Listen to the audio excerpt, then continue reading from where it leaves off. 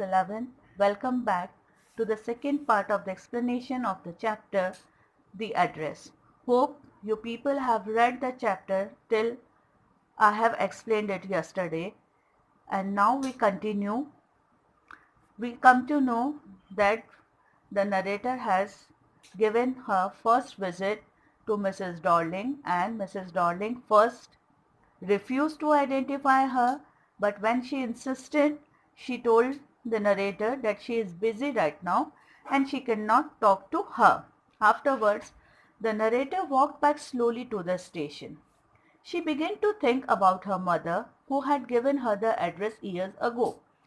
जब Mrs Darling ने बिल्कुल ही साफ शब्दों में बात करने से मना कर दिया तो वो बेचारी लड़की वापस स्टेशन चली गई और पूरे रास्ते वो अपनी माँ के बारे में सोचती रही. Then it was the first half of the war. The narrator had come home for a few days.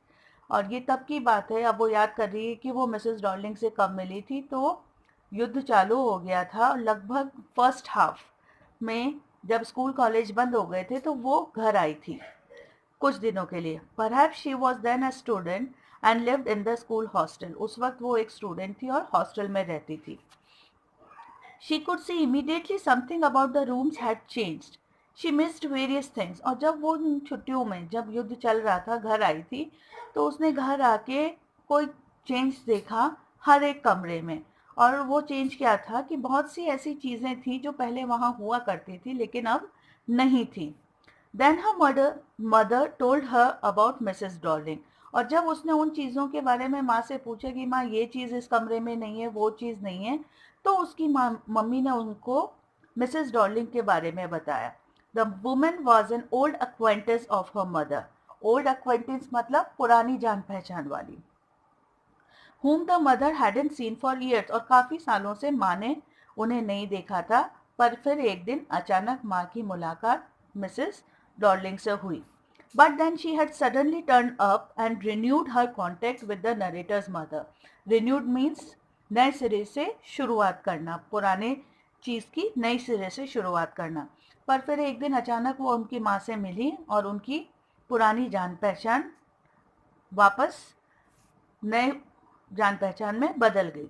Since then, she had started coming regularly, but the narrator had never heard of her till then.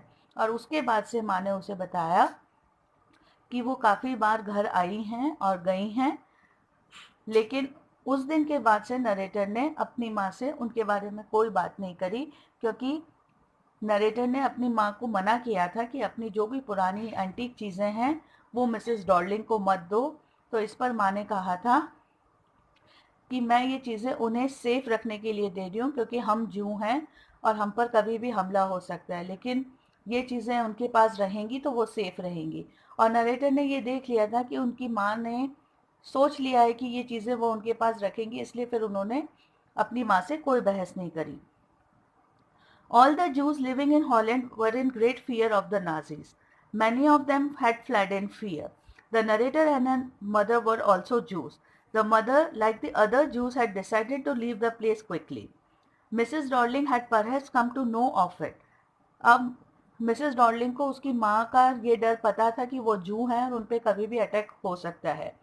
She was not a जू, और Mrs Darling जू नहीं थी.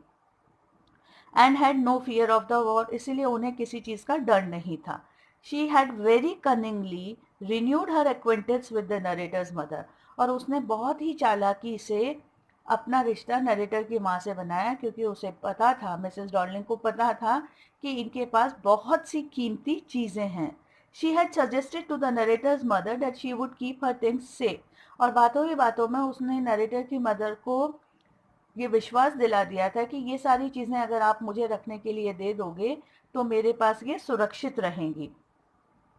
And she had decided to get away from there. और उन्होंने ये बोला Mrs Darling ने कि मैं धीरे धीरे आऊँगी और ये सारी जो आपकी अच्छी पुरानी चीज़ें हैं ये अपने घर लेकर चली जाऊँगी.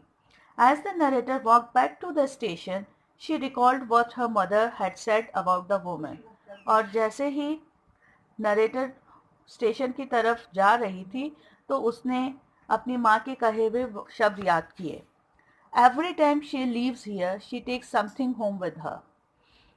She took all the table silver in one go.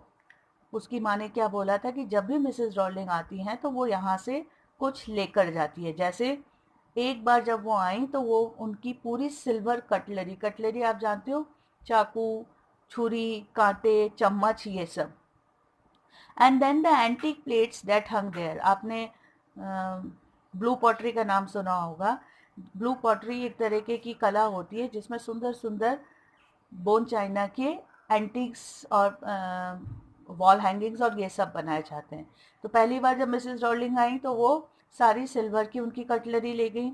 फिर वो आई तो वो क्या लेकर गई, सारी एंटीक प्लेट्स जो कि उनके डाइनिंग स्पेस में लटकी हुई थी, वो सब। She had trouble carrying those large vases and I am worried she got a crick in her bag from the crockery. और उसके बाद उनके पास जो भी valuable China crockery, bone China crockery थी, उसमें बहुत बड़े बड़े वेसेस भी थे। वेसेस मीन्स गमले type.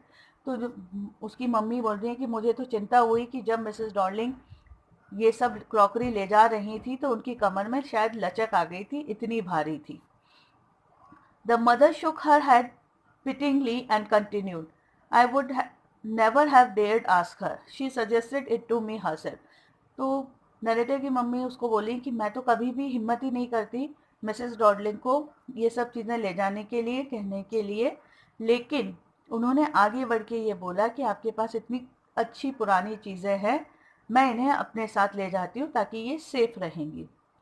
She even insisted. She wanted to save all my nice things. और नरेटर की माँ इतनी भोली थी कि उन्हें मिसेस डॉर्लिंग की कनिंगनेस, चालाकी का पता नहीं चला और वो अपनी बेटी को कह रही हैं कि उन्होंने जब बहुत जोर दिया तो मुझे भी लगा कि देखो ये कितनी भली औरत है जो हमारी सारी अच्छी चीज़ों को सेव करना चाहती है। If we have to leave here we shall lose everything, she says. और नरेटर की मम्मी कह रही हैं उसको कि वैसे भी हमें तो आज नहीं तो कल जू होने की वजह से ये जगह छोड़नी पड़ेगी और जब हम ये जगह छोड़ के जाएंगे तो मुझे डर है कि हम ये सारी चीज़ें अपने साथ नहीं ले जा पाएंगे। Have you told her that we'll take back those things when we come back? तो नरेटर याद कर रही है कि उसने ये क्वेश्चन अपनी माँ से किया था कि आपने मिसेस डॉर्लिंग को ये बोला है कि जब हम वापस आएंगे युद्ध के बाद तो ये सब चीज़ें वापस ले लेंगे। It would simply be an insult to like that, talk like that. तो नरेटर की माँ ने बोला कि अरे ये तो उनका अपमान हो जाता, जब वो खुद कह रही हैं कि मैं आपकी चीज़ों को सुरक्षित रखूंगी तो मैं उनसे कैसे कहती कि जब हम वापस आएंगे तो ये चीज़ें हम वापस लेंगे। And think about the risk she is running.